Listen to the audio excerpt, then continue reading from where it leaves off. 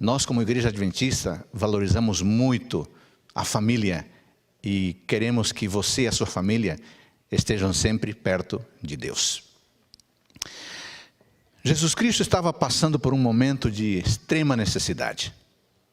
Jesus Cristo estava passando por um momento de angústia. Ele estava vivendo um momento de altíssima tensão.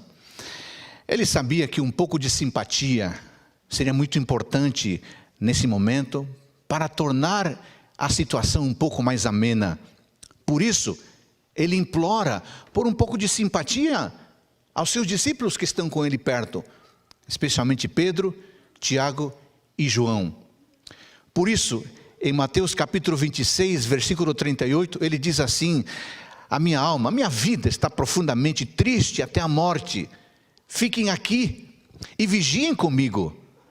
Fiquem aqui e vigiem comigo. Observe, o Senhor Jesus não pede aos discípulos que façam um longo debate teológico sobre a importância da sua morte. Não pede que façam um estudo exegético sobre aquilo que está sendo, aquilo que está ocorrendo naquele momento e o impacto de tudo isso para a humanidade. Isso é importante, mas naquele instante Jesus faz um pedido simples. Jesus Cristo pede a eles um pouco de simpatia, apenas um pouco de empatia. Ele não pede que seus discípulos orem em favor dos acontecimentos, porque aquele momento vai se tornar algo extraordinário para a raça humana. Não, ele simplesmente diz: amigos, a tristeza que estou sentindo é tão grande que é capaz de me matar. Por favor, fiquem aqui, vigiem um pouco comigo. Qual foi a resposta dos discípulos? A resposta foi desanimadora. E aqui está o verso central do nosso sermão de hoje, Mateus 26, 40. Voltando para os discípulos, achou-os dormindo. E disse a Pedro: então, nenhuma hora vocês puderam vigiar comigo? Nenhuma hora vocês puderam vigiar comigo? Jesus faz um apelo: fiquem aqui, vigiando comigo. A resposta dos discípulos: eles dormem. Fiquem aqui, vigiem comigo. A resposta dos discípulos: eles dormem. Quando a gente lê a Bíblia, irmãos queridos, temos que ler o que está escrito e também tentar entender por que aconteceu o que está escrito. A Bíblia é resumida, não traz todos os detalhes. É desafio do leitor da Bíblia, do estudante da Bíblia, entender. E eu quero estudar esse texto com vocês hoje. E eu começo perguntando: por que os discípulos dormem? Por que os discípulos dormem? Não está escrito por que os discípulos dormem, mas vamos estudar para tentar entender isso. A princípio, irmãos queridos, pode ser difícil entender como os discípulos poderiam dormir num momento tão importante. Pode ser difícil entender por que os discípulos dormem naquele instante tão essencial, não apenas para eles ou para Jesus Cristo, mas para a história de toda a humanidade. Mas uma análise mais detida, queridos irmãos, nos faz entender por que os discípulos dormiam em vez de vigiar. Acontece que os discípulos não entendiam plenamente a crise que estava se aproximando e pela qual Jesus passava naquele instante. Eles não souberam medir, não souberam compreender aquele momento especial. Eles sabiam que Jesus passara por muitos problemas com as autoridades. Eles haviam visto com seus próprios olhos as crises das últimos dias, das últimas semanas e as crises do tempo todo do ministério de Jesus. Mas sabe o que acontece? Eles disseram assim: não, Jesus Cristo é bom demais. Ele vai dar um jeito. Ele superou tudo. Ele alimentou multidões famintas. Ele curou as pessoas. Jesus vai dar um jeito. Eles sabiam que Jesus predissera o momento iminente, o desastre iminente, mas eles se recusaram a acreditar nisso. Por quê? Porque eles não estavam entendendo aquela situação. Eles sabiam que Jesus tinha planos, que tinha planos enquanto a sua missão. Ele queria pregar o evangelho para todo mundo, mas eles também sabiam. Jesus Cristo havia dito que o inimigo também tinha planos, mas não foram capazes de entender aquele momento. Durante aquela semana houveram eventos que os discípulos não haviam compreendido plenamente, porque os olhos estavam cegos para a situação que estavam vivenciando. Além do mais, os discípulos não haviam compreendido a importância da figura de uma pessoa chamada Judas, o traidor? Eles não faziam ideia de que naquele instante Judas estava tramando a venda do mestre e estava organizando um grupo que viria prender Jesus Cristo naquele lugar. Os discípulos não estavam mentalmente e nem espiritualmente preparados para a crise. Eles não entenderam plenamente o momento pelo qual Jesus passava. Por isso, se o momento que eles viviam não era capaz de ser compreendido, por isso, se eles não compreendiam a situação que Jesus vivia e eles achavam que Jesus vivia mais um dia de rotina, então o sono os dominou. Se o que está acontecendo não é importante, se o que está acontecendo não pode ser compreendido, se o que está acontecendo não é capaz de ser lido da maneira correta, sabe o que acontece? Nós pegamos no sono, nós dormimos. A falta de compreensão nos faz dormir. A falta de compreensão faz com que a nossa mente fique nublada, incapaz de ler o que está acontecendo ao redor. Você sabe, irmão querido, irmã, jovem, eu não estou falando do sono físico, eu não estou falando do sono biológico. Você está entendendo o que estou dizendo? Muitas coisas diferentes estão acontecendo ao redor. Eu não sou tão velho assim, mas eu já tenho 50 anos de idade. Eu nunca vi o que está acontecendo. Eu nunca vi igrejas fechadas, impossibilitadas de convidar os seus membros a participarem. Eu nunca vi isso. Eu nunca vi mercados fechados. Eu nunca vi as pessoas com medo. Estou vendo pela primeira vez. Mas acontece que se nós não formos capazes de ler a situação que está acontecendo, sabe o que vai ocorrer? Nós vamos dormir. Isso é um tremendo perigo. Se o que está para acontecer, irmãos, é algo importante, no qual você tem uma parte importante, você jamais vai dormir. Se o que está para acontecer é iminente, é essencial para a sua vida, e você tem uma parte importante nesse acontecimento, sabe o que vai ocorrer? Você não vai pegar no sono nenhum segundo, porque você sabe que aquele instante é essencial para a sua vida. Imagine você se está para esperar uma pessoa querida, um familiar que vai chegar. Ele diz, eu vou chegar entre tal e tal hora, por favor me espere. Se essa pessoa é importante para você, se o encontro com essa pessoa é importante para você, você acha que você vai dormir? É claro que você não vai dormir. Agora, se o evento não é importante, se a pessoa não é importante, você dorme. Mas ao contrário, se o evento é importante, se a pessoa é importante, o sono vai embora, você se torna ágil, você se torna desperto, você está na expectativa, você se prepara e você prepara as pessoas que estão ao seu redor. Os discípulos deixaram transparecer um problema sério, irmãos. Eles não souberam fazer uma leitura correta da realidade, eles não souberam dimensionar o que estava acontecendo, porque se eles soubessem o que estava acontecendo, se a percepção que eles tivessem da realidade estivesse correta, eles jamais teriam dormido. Jamais teriam decepcionado o seu mestre. Deixa eu perguntar para você. Está você fazendo uma leitura correta na realidade? Está você entendendo o que está acontecendo ao seu redor? As igrejas, os sites, os portais, os blogs cristãos estão cheios de pregações apocalípticas, de pregações escatológicas. Será que isso não diz algo para você? Ou você continua achando que está tudo como antes estava? Eu devo admitir o seguinte, nos últimos 3 ou 4 meses, eu ouvi mais pregação escatológica do que eu ouvi nos últimos 30 anos. Isso é impressionante. É impressionante. As pessoas reclamavam nos cultos presenciais, quando o sermão passava dos 40, 45 minutos. Hoje as pessoas ficam grudadas no sermão de 2 horas e estão atentas. As pessoas ficam em vigília das 6 à meia-noite, das meia-noite às 6, não reclamam, estão lá aprendendo. E você acha que está tudo normal? Se você acha que está tudo normal, é porque você não está fazendo uma leitura correta da realidade. Esse foi o problema dos discípulos. Se o que está para acontecer não tem importância, eu vou dormir. Dias atrás eu fiquei impressionado ao ouvir a resposta de um pastor, numa programação religiosa. Perguntaram para ele, pastor, Qual a sua opinião sobre os últimos acontecimentos, sobre Covid-19, sobre pandemia, sobre quarentena? O que o senhor acha? A resposta me deixou estarrecido. Ele disse assim: isso não significa nada. O que importa é a pregação do Evangelho. Eu fiquei pensando, isso não significa nada.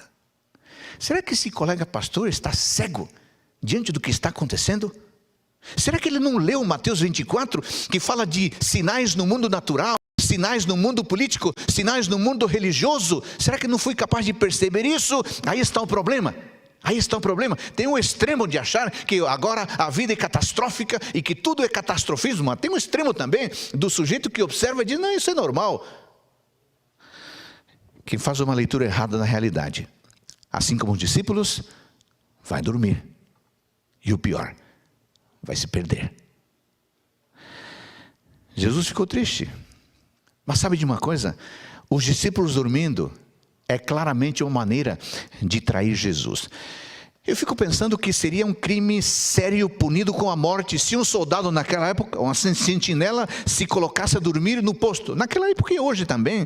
Os sacerdotes no templo, naquele período, que tinham a responsabilidade de ficarem acordados e observar as vigílias da noite, seriam considerados culpados de um crime grave se, quando tivessem que vigiar a casa de Deus, ao invés disso se colocassem para dormir. Se o momento e a tarefa eram importantes, eles teriam que ficar despertos. Era a hora de ficar acordado. Os discípulos foram nem um pouco amigos, não foram simpáticos, não foram empáticos. Jesus Cristo estava passando pelo momento mais sério, mais doloroso da sua vida. Nenhuma outra crise foi tão ruim como essa. Ele estava entristecido, de modo que ninguém poderia entender, ninguém poderia medir. No entanto, seus 3 melhores amigos, seus discípulos mais próximos, dormiam como se as circunstâncias fossem normais. Jesus estava enfrentando sua provação orando, e os discípulos enfrentavam a provação de Jesus dormindo. Que tragédia, que tragédia. Enquanto Jesus vendia Jesus por 30 peças de prata, os 3 discípulos vendiam-se ao sono de graça. Ao menos Judas, o traidor, foi capaz de cobrar. Os discípulos traíram Cristo de graça. Os seus 3 melhores amigos.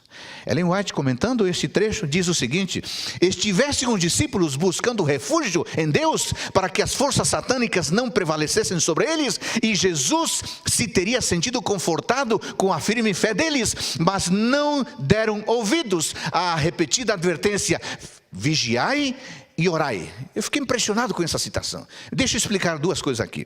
Além dos discípulos pegarem no sono porque não entendiam o momento, sabe o que aconteceu? As forças satânicas, o diabo induziu os discípulos ao sono. Que coisa terrível, que coisa assustadora. Muita gente está dormindo porque não está entendendo o que está acontecendo. Mas não é só isso. O diabo está colocando muita gente para dormir, para não ser capaz de compreender o momento que vivemos. Por isso, o alerta de Cristo é sumamente importante. Fiquem aqui e vigiem.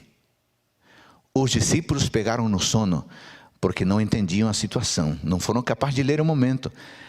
Mas os discípulos dormiram porque o diabo os fez dormir. O diabo sabe que tem pouco tempo. O diabo está assustado. E ele, no grito do afogado, não quer se afogar sozinho. Ele quer levar muita gente com ele. E, se possível, os melhores. Aqueles que são mais amigos de Jesus Cristo. Falemos um pouquinho sobre o desastre espiritual de Pedro, porque se você notou no verso 40 que eu li agora há pouco, diz assim, ó: voltando para os discípulos, achou-os dormindo. Preste atenção. E disse a Pedro. Essa frase fatídica, então, nenhuma hora vocês puderam vigiar comigo? Essa pergunta de um amigo que se sente traído, decepcionado, chateado, desapontado, essa pergunta não foi dirigida aos 3, embora simbolicamente foi dirigida aos 3, mas Jesus se dirige pessoalmente a Pedro. Sabe por quê? Porque quem tanto fala, um dia vai ouvir. Quem tanto fala, um dia vai ouvir. Pedro estava disposto a tudo, pelo menos na teoria. Não, eles vão te abandonar, eu não. Eles vão te desapontar, eu não. Eles vão te trair, eu sou forte. No dia em que ele mais precisou, Jesus, o grande amigo Pedro estava dormindo. Quem tanto fala, um dia vai ouvir. Quem tanto fala, um dia precisa ouvir. Pedro, que se vangloriava tanto de sua coragem, que dissera que morreria com Jesus, agora nem sequer foi capaz de ficar acordado. Sua coragem se limitava às palavras e às ações terrenas, mas a queda de Pedro, irmãos, o sono que o dominou, tem uma longa história.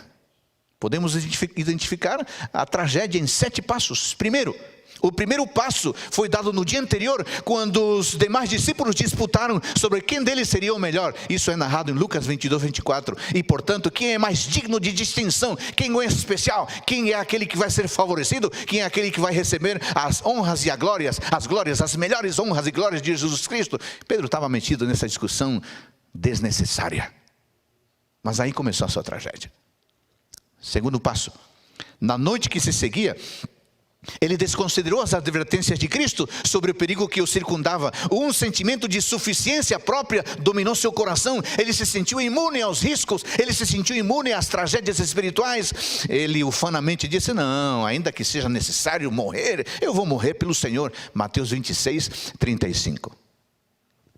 Terceiro passo da tragédia de Pedro. Algumas horas mais tarde, estando no Getsêmani, em lugar de velar, em lugar de vigiar, em lugar de orar, ele se permitiu ser dominado pelo sono. No momento de grave crise para o seu amigo, no momento de grave crise para a igreja, pegou no sono, indiferente à realidade que assolava o momento. Quarto passo da tragédia: enquanto dormia, seu sono foi interrompido pela marcha dos soldados que vieram prender Jesus Cristo. Atônito, Pedro vê o seu mestre sendo preso, sendo aprisionado. Impensadamente, diz o texto, diz a narrativa, que ele pega na espada e corta a orelha de Malco, demonstrando mais uma vez que ele estava em desintonia. Ele não estava sintonizado com o momento e nem sequer considerava a capacidade e o poder de um Deus onipotente.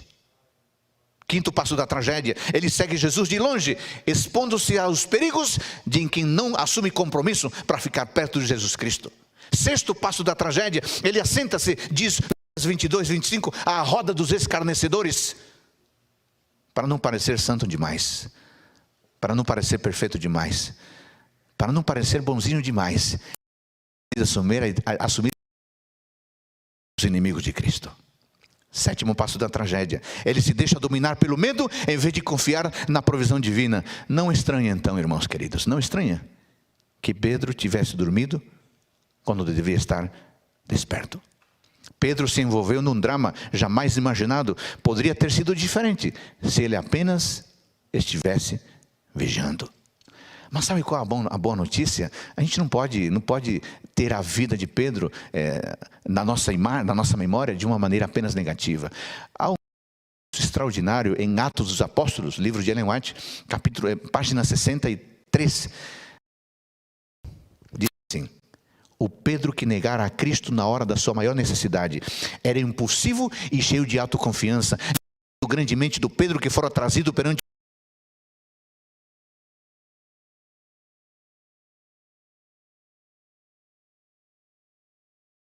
e sem confiança em si mesmo, estava cheio do Espírito Santo, e pelo auxílio deste poder estava resolvido a remover a mancha de sua apostasia, honrando o nome que repudiara. Que bênção, né? Todos nós temos a chance de ficar despertos depois que Cristo nos pegou dormindo. Mas atenção, queridos irmãos, os discípulos dormindo é uma analogia do estado da igreja. Os discípulos dormindo é uma analogia daquilo que pode acontecer com você e comigo. Claro, o que está escrito na Bíblia para o nosso ensino foi escrito. O que tem a ver você, eu, nós, com Pedro, Tiago e João dormindo? Tudo a ver. Os discípulos dormindo é uma analogia do estado de igreja. Os discípulos dormindo é uma analogia daquilo que pode acontecer com você e comigo. Sim, irmãos queridos, os 3 discípulos tornaram-se um exemplo do que pode acontecer à igreja, a igreja adventista do 7º dia. O sono deles ilustra muitas vezes aqueles que, tendo intimidade com Deus, dormem na hora que deveriam ficar acordados. O sono dos discípulos nos ensina que, mesmo sendo escolhidos, Presta atenção. O sono dos discípulos nos ensina que mesmo sendo escolhidos, mesmo tendo intimidade com Cristo, mesmo tendo caminhado com Ele durante 3 anos e meio, no caso deles, algumas vezes não temos a graça suficiente para vencer os tempos de provação, não temos a graça suficiente para reconhecer a ameaça e as crises que nos rodeiam. É importante que você pare. Depois desses 3, 4 meses de um mundo que virou de pernas para o ar, é importante que você pare, que você analise sua vida, que você faça uma autoavaliação. Como é que você tem vivido? Como é que sua família tem vivido?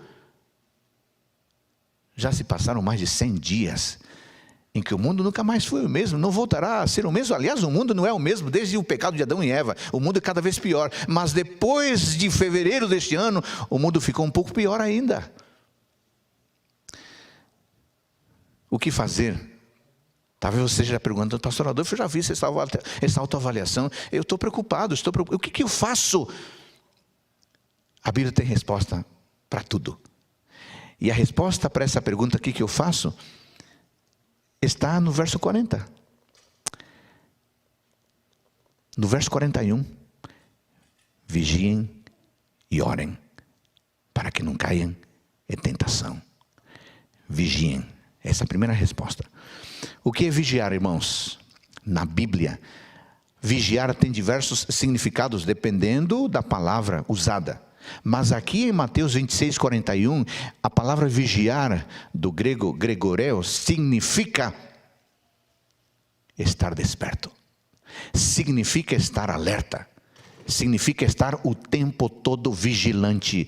Significa estar atento ao que está acontecendo ao redor. Jesus Cristo diz para os discípulos que se eles quisessem vencer a tentação, precisavam estar vigilantes, deveriam estar acordados. É claro que é necessário ficar acordado do ponto de vista biológico, para ter condições de raciocinar, para ter condições de escolher, para ter condições de não ser enganado. Seria muito fácil alguém tramar algo contra nós se nós estamos dormindo. Seria muito fácil alguém nos enganar em algum negócio se nós estamos dormindo. Todavia, uma pessoa pode estar acordada fisicamente, biologicamente, e ainda assim sucumbir à tentação. Por isso, o que o texto está dizendo não está se referindo ao sono biológico, ao sono físico, porque uma pessoa pode estar fisicamente atenta, mas isso não garante que ela vença a tentação. Sabe por quê? Porque vencer a tentação, ser vitorioso sobre a tentação, não é uma questão física. Ser vitorioso sobre a tentação é uma batalha espiritual.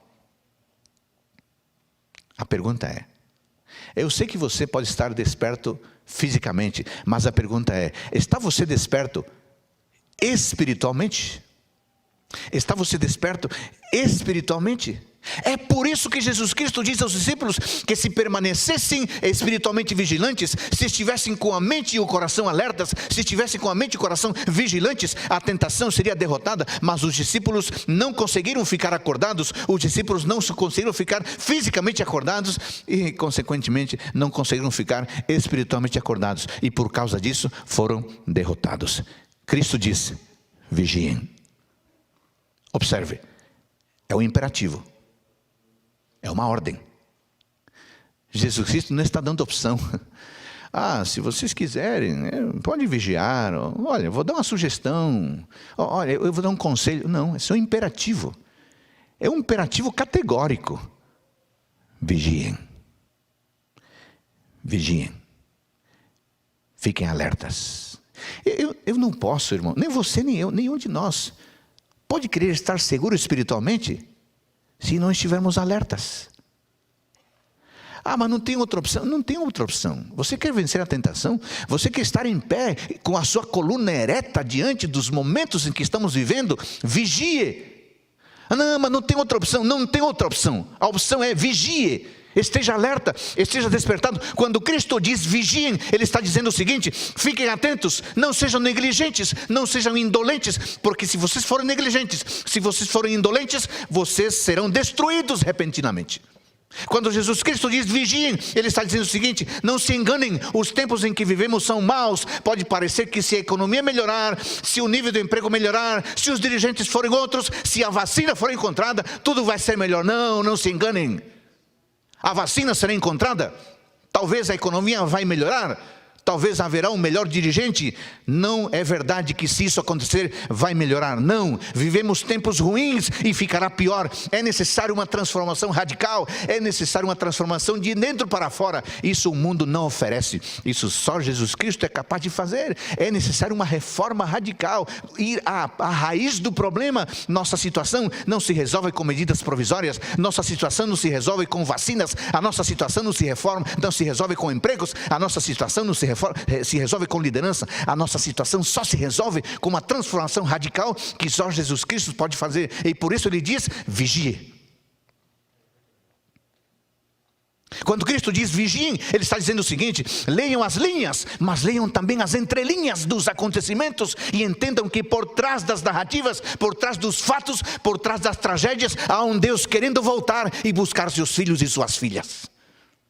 Quando Jesus Cristo diz vigia, está dizendo o seguinte: acorda, meu filho, acorda, minha filha, não durma o sono do conforto, não cochile ao som do cansaço, esteja alerta, porque o fim está se aproximando e você precisa vigiar.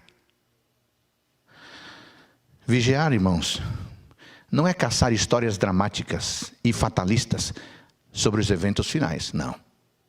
Vigiar não é buscar supostos decretos dominicais ou de outra natureza e então espalhá-los pelo WhatsApp como se isso significasse que eu estou fazendo um trabalho missionário. Não, não, não. Vigiar é estar atento. Vigiar é saber os tempos em que vivemos. Vigiar é observar e analisar a vida ao redor à luz da palavra de Deus. Vigiar é conhecer a palavra. Vigiar é conhecer o texto para usar o texto como lente para a interpretação da realidade do mundo ao redor. Se você quer vigiar adequadamente, você precisa ser um homem e mulher da palavra. Porque o que conta para entender o momento em que vivemos não é a manchete do jornal, não é o podcast, não é o vídeo. Isso tudo ajuda, mas o que conta é você conhecer o texto. E o texto é a lente intelectual que nos ajuda a compreender o momento que estamos vivendo. Quer ficar alerta? Vigie. Mas Jesus Cristo dá uma segunda resposta. No mesmo texto ele diz assim: vigiem e orem, para que não caia em tentação. Vigiar é ficar acordado. Orar é ficar em comunhão com Deus. Você tem que ficar acordado em comunhão com Deus. Não basta ficar acordado, tem que estar em comunhão com Deus. São duas coisas interconectadas, interligadas. Atribui-se a Sir Isaac Newton esta linda frase que eu vou ler: eu posso pegar o meu telescópio e ver milhões e milhões de quilômetros de distância, mas posso ver o telescópio de lado, posso pôr o telescópio de lado, entrar no meu quarto, fechar a porta, ajoelhar-me, orar fervorosamente e ver o céu melhor, e ficar mais perto de Deus do que ficaria com a ajuda de todos os telescópios e instrumentos do mundo. É claro que ele está falando da oração. Irmãos queridos, de fato, todas as grandes necessidades, tanto da igreja como do mundo como um todo, e de nós individualmente, poderiam ser talvez resumidas numa só: precisamos de mais comunhão com Deus. Para a pessoa que ora, é possível encontrar o caminho da paciência. Para a pessoa que ora, é possível crescer nos bons relacionamentos. Para a pessoa que ora, é possível crescer no perdão. Para a pessoa que ora, é possível conhecer melhor os tempos em que vivemos. Para a pessoa que ora, é possível ouvir nas entrelinhas os passos de um Deus que se aproxima. Você precisa vigiar, porque quando você vigia, você fica atento, esperto, mas você precisa orar, porque quando você ora, você se comunica com Deus e você é capaz de ouvir Deus falando com você. Você já pensou se a gente orasse mais? Ao tomar as nossas decisões, ao fazermos as nossas escolhas, se nós orássemos mais, de fato, a igreja precisa orar mais, vigiar mais. Você vai ter a oportunidade de hoje à noite fazer isso. das 15 para 6 até a meia-noite, com a vigília, o Consolador. Tá bom? Já estou lembrando para você esse convite importante. Eu fico impressionado com Daniel capítulo 9, porque em Daniel capítulo 9 há um modelo extraordinário de oração. Não dá tempo de entrar em detalhes aqui, mas eu desafio você a que hoje, depois do almoço, você leia Daniel capítulo 9. Daniel capítulo 9 apresenta 6 elementos estruturais de uma oração altamente poderosa. Eu vou dar aqui os elementos, depois você vê os detalhes. Número 1, Daniel orou com intensidade e fervor. A oração que vale é aquela que é feita de modo intenso. Aquela onde você coloca realmente o seu corpo inteiro naquele momento de comunicação. Segundo elemento da oração poderosa, Daniel descansou sobre a justiça de Deus e não sobre sua própria justiça. Isso me lembra a oração do publicano, né? Olha, eu sou bom. Camarada ali não é bom. Eu sou bom, eu dou ofertas, eu faço isso, eu faço aquilo, faço obras de caridade. Daniel não caiu nesse erro. Ele confiou na justiça de Deus. A oração poderosa é aquela que confia na justiça de Deus e não nas ações próprias meritórias. Terceiro elemento da oração poderosa, Daniel usou a Bíblia. Ore com a Bíblia na mão. Ore com a Bíblia na mão. Porque é através da revelação que nós entendemos um pouco melhor a nós mesmos e nós entendemos um pouco melhor a Deus. Quarto elemento da oração poderosa, Daniel confessou seus próprios pecados e os pecados do seu povo. Quinto elemento da oração poderosa, Daniel buscou a glória de Deus e buscou o seu santuário.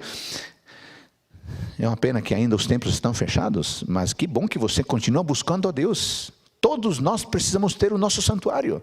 Ellen White, quando comenta a vida de João Batista, diz que João Batista tinha a sua escola e o seu santuário. E interessante que Ellen White diz que o deserto onde João Batista morava era sua escola e seu santuário. Eu estudei um pouquinho isso e eu cheguei a uma conclusão.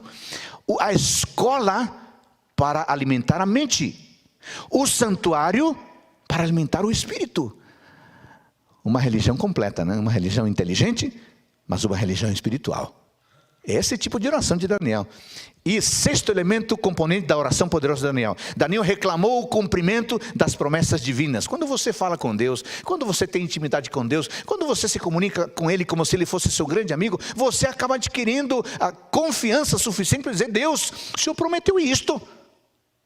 O Salmo 34:7 diz que o Senhor vai me dar companheiros espirituais, que o anjo vai se acampar ao redor dos que o temem. Eu tenho temido ao Senhor, a minha família tem andado nos seus caminhos. Nós estamos precisando da companhia dos seus anjos poderosos. Por favor, eu estou lhe pedindo, Senhor meu amigo, eu preciso dos anjos comigo. Daniel reclamou o cumprimento divino. Essa foi uma oração tão poderosa que você sabe o que aconteceu, né? O anjo Gabriel veio repentinamente voando e disse: Daniel, quando você começou a fazer as suas súplicas, sabe o que aconteceu? Deus me enviou para responder a sua oração, porque Deus ama muito você, Daniel. Então eu lhe trouxe a resposta. Daniel 9:23. Que espetacular, que extraordinário. Aqui está um modelo de oração, um modelo de oração poderosa. Orar com fervor, confiar na justiça de Deus, usar a Bíblia, confessar os nossos pecados, buscar a glória de Deus e implorar o cumprimento das promessas divinas.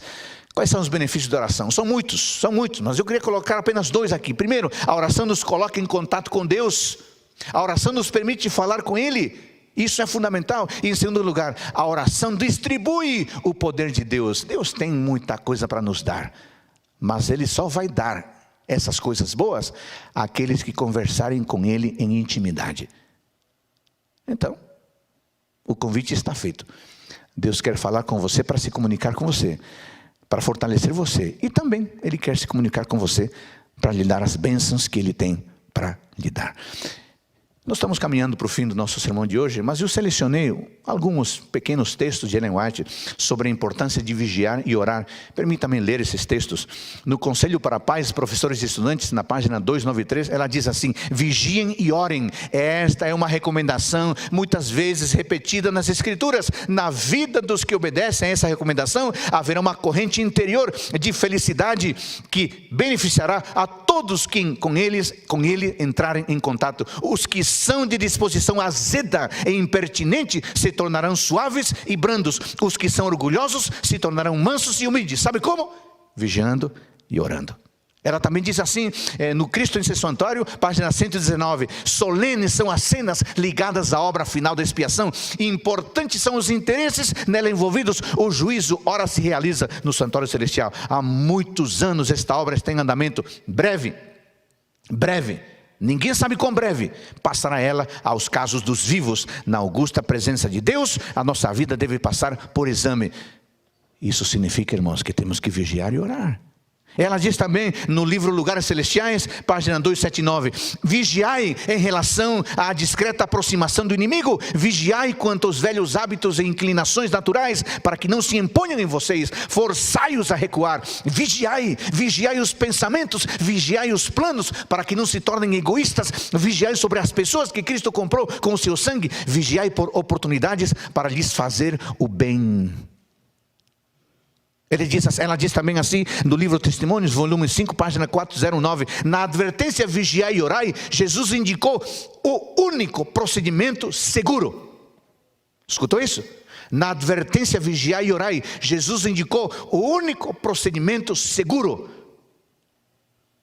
Eu disse no início do sermão, que quando Jesus disse para os discípulos assim, vocês não foram capazes de vigiar sequer uma hora comigo. Eu disse que Jesus não tinha pedido que eles fizessem um estudo teológico, e com isso eu não desmerecia o estudo teológico. Eu disse que Jesus não tinha pedido para fazer uma exegese, e com isso eu não desmerecia a exegese. Eu sou teólogo, sou professor de teologia, não estou desmerecendo isso, mas estou chamando sua atenção, inclusive por isso que a linguagem está dizendo.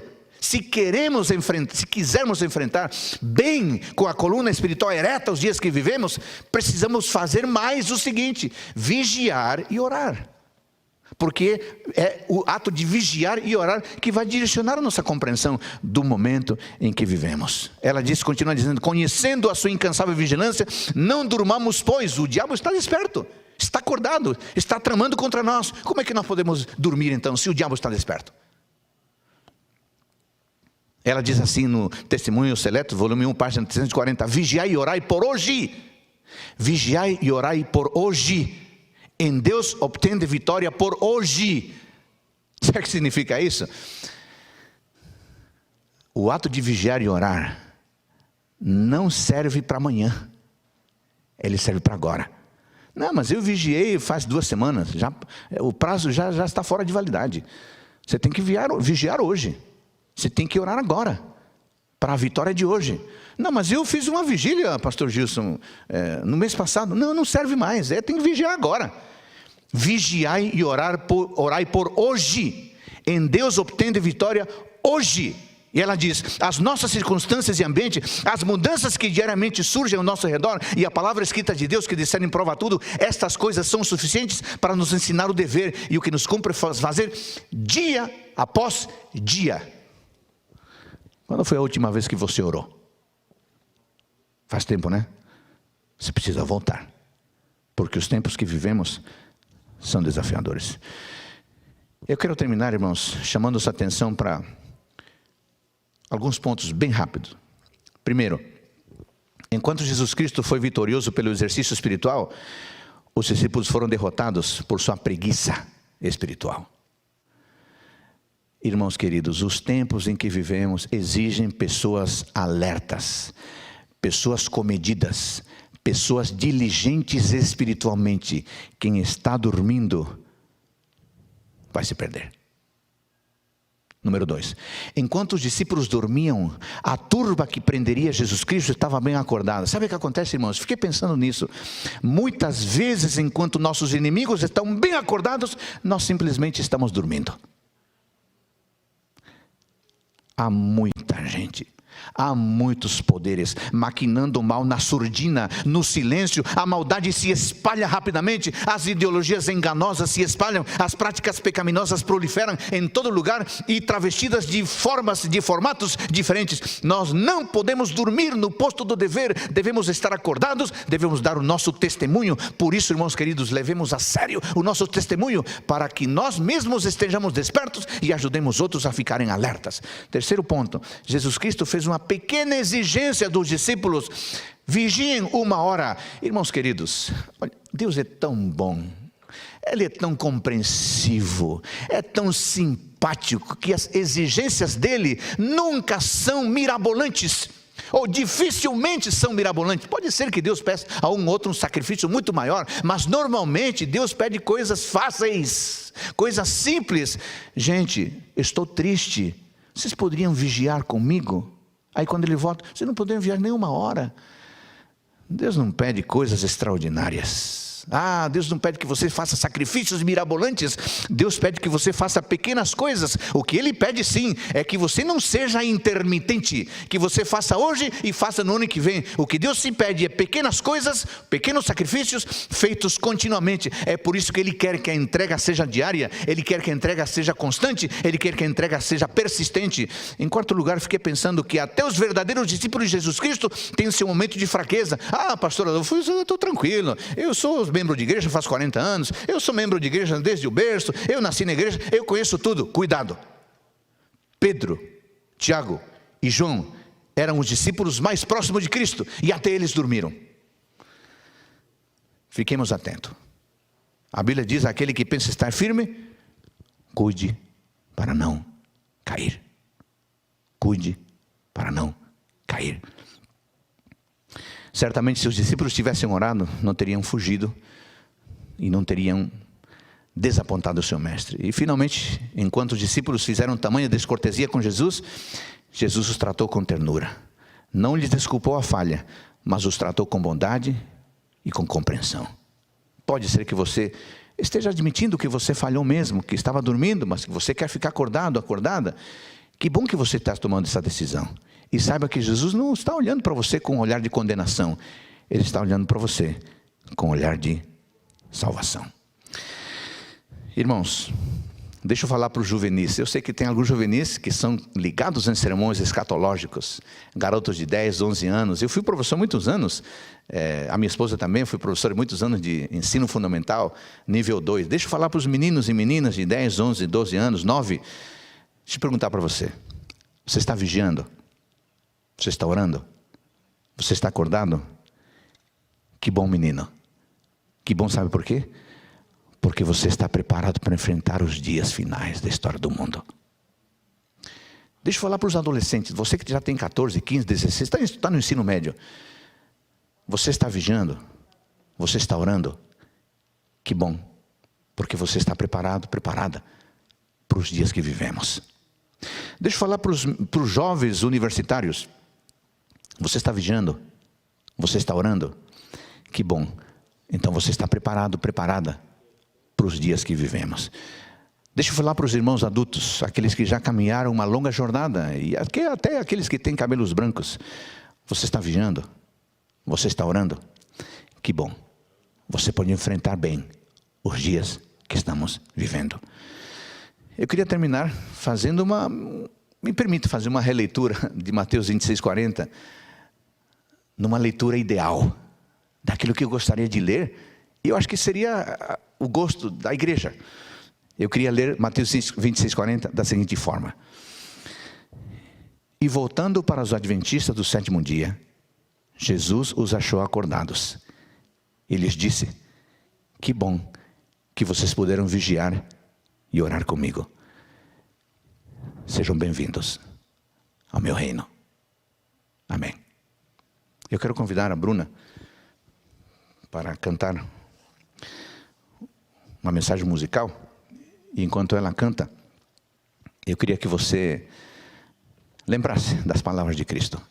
A importância de vigiar, a importância de orar, para compreender corretamente e enfrentar corretamente os momentos que vivemos. Ouçamos.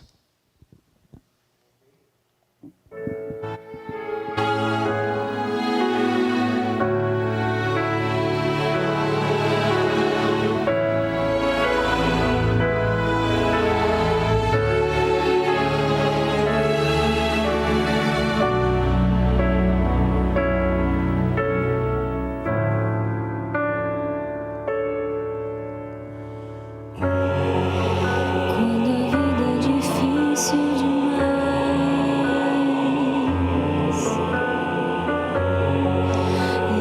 justiça sufoca o prazer.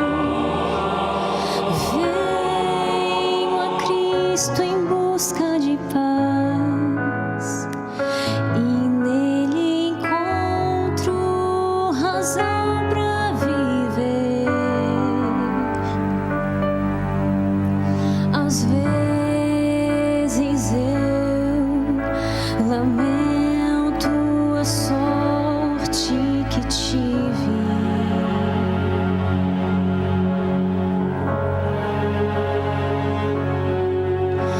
pois vivo em lutas,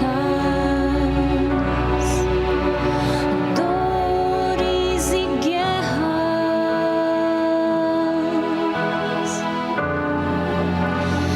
mas eu sei que o meu Redentor vive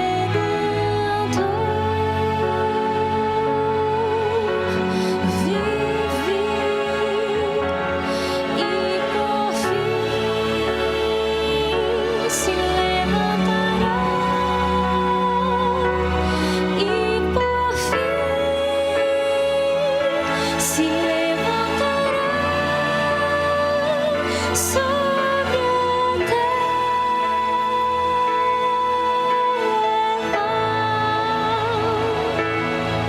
Eu sei que Ele vive,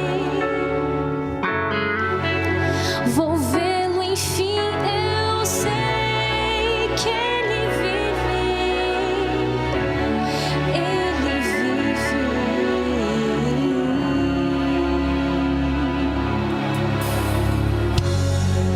Certo estou que verei a meu Deus.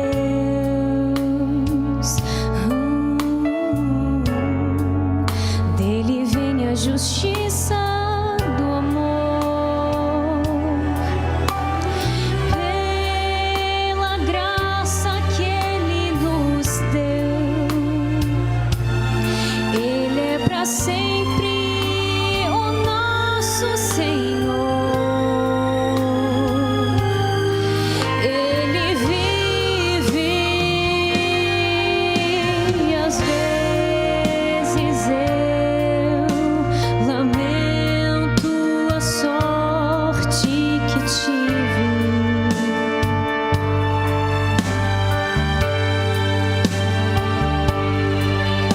pois vivo em lutas, dores e guerras,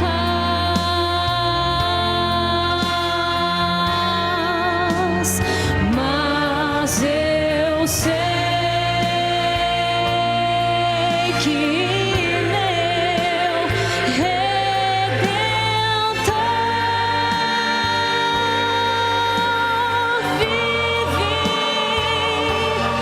e por fim se levantará. Eu sei que Ele vive, eu sei que Ele vive e por fim se levantará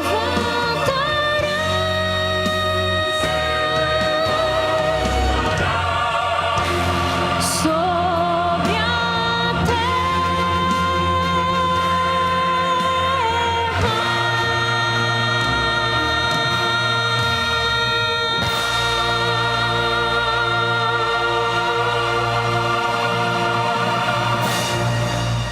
Muito obrigado, Bruno, pela música que nos lembra que Deus está vivo, Jesus Cristo está vivo, se levantará, Ele virá.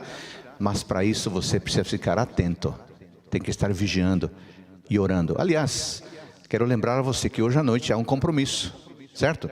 Das 17h45 até a meia-noite, vamos estudar sobre aquele que é capaz de nos manter vigiando e em oração. Quem que é? Resposta certa, o Espírito Santo. Vamos apresentar 5 ou 6 temas muito bons sobre o Espírito Santo. Também teria o privilégio de apresentar um tema. Eu vou falar sobre quem é o Espírito Santo. O que a Bíblia diz sobre ele? Ele é Deus? Que provas nós temos? Qual a natureza dele? Ele é Espírito mesmo? Porque ele é chamado de pomba, de fogo, de água? Essas figuras, vamos estudá-las. E certamente você vai aprender mais sobre aquele que é capaz de manter você vigiando e orando. Vamos orar. Obrigado, querido Deus, porque nesta manhã, mais uma vez, a Tua palavra falou no nosso coração. Obrigado, Pai, pela advertência de Jesus Cristo, pelo exemplo dos discípulos que nos mostra a necessidade de vigiar e orar, entendendo o momento que vivemos. Pai, a situação está muito diferente. De repente, de janeiro para cá, o mundo não é mais o mesmo. E não é a figura de linguagem, não. O mundo mudou realmente de uma maneira surpreendente. E sabemos que assim será à medida que o tempo passar. E sabemos que os dias finais serão muito mais rápidos, senão ninguém aguentaria. Queremos levar a sério a advertência de Cristo. Não queremos desapontar Jesus Cristo. Não queremos que Ele nos encontre dormindo, enquanto Ele está intercedendo, a gente dorme o sono dos relaxados. Não. Queremos ficar acordados, vigiando e orando. Por isso apelamos ao Espírito Santo, para que Ele mantenha o nosso coração aceso, desperto, alerta, para que nós e os que estão ao nosso redor sejam mantidos acordados. Afinal, Deus está preparando o retorno do seu Filho Jesus Cristo. E isso acontecerá em breve. E nós queremos fazer parte desse grupo que vai dizer: aí está o nosso Salvador, a quem esperávamos. Ele vai nos redimir. Que essa certeza seja renovada a cada instante em nossa vida. Nas crianças, nos juvenis, nos adolescentes, nos jovens, nos anciãos, nos homens e mulheres. Que o teu povo se prepare e prepare outros para a vinda de Jesus. Esta é a nossa prece. E sabemos que o Senhor está ouvindo a nossa oração, porque oramos em nome de Jesus. Amém.